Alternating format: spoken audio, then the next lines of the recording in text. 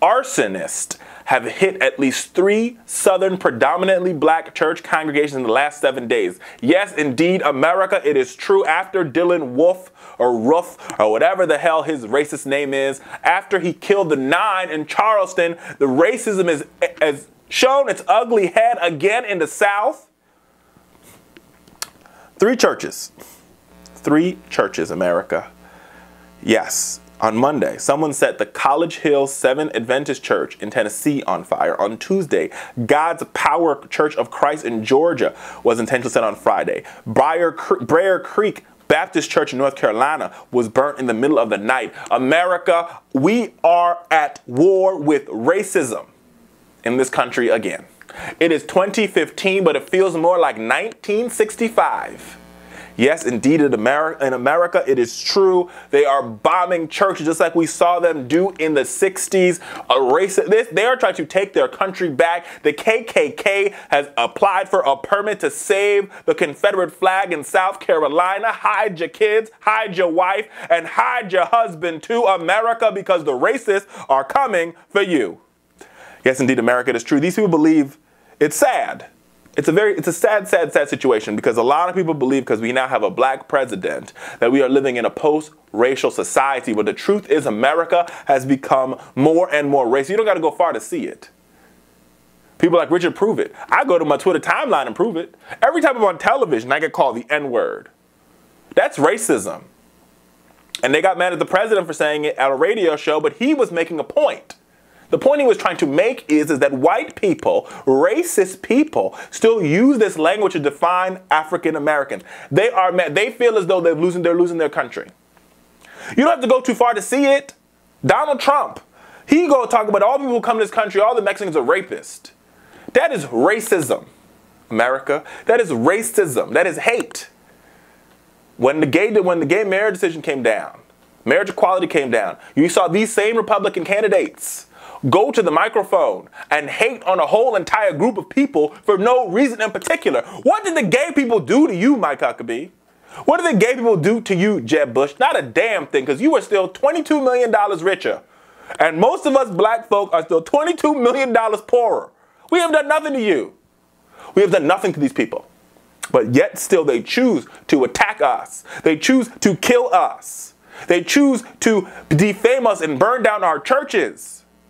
America, and I said this on television, I will say this again, the Confederate flag that flies all across this country means the same thing as the swastika does in Germany. It stands for hate.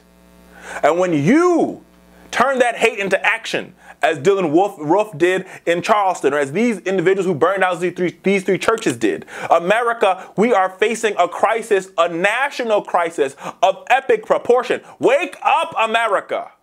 Wake up and smell the burning church.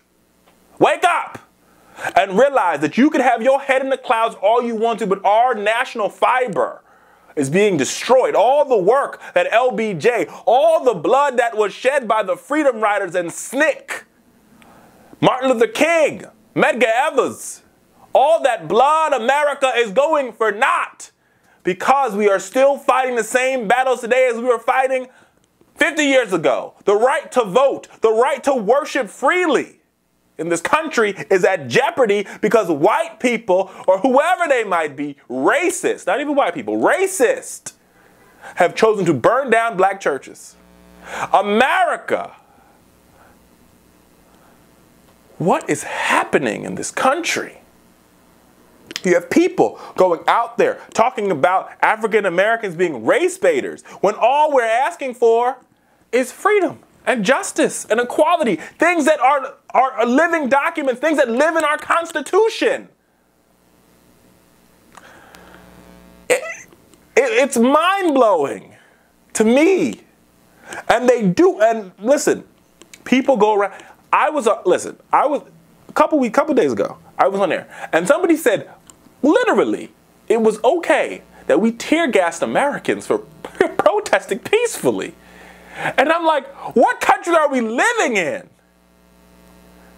What country is this? When we will send our men and women to war in Afghanistan for quote-unquote democracy, We sent our men and women to war to Vietnam to fight for democracy and freedom.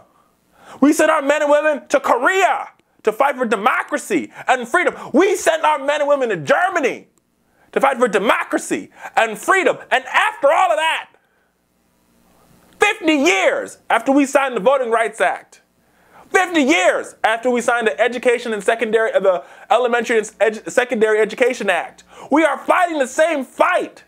We're asking to properly fund our schools. We're asking for the right to vote. We're asking for the right for our church not to be burned down. America, wake up and realize what is happening. We are being divided along fault lines that we should have got rid of 50 years ago. This is some real stuff. Real stuff. Real.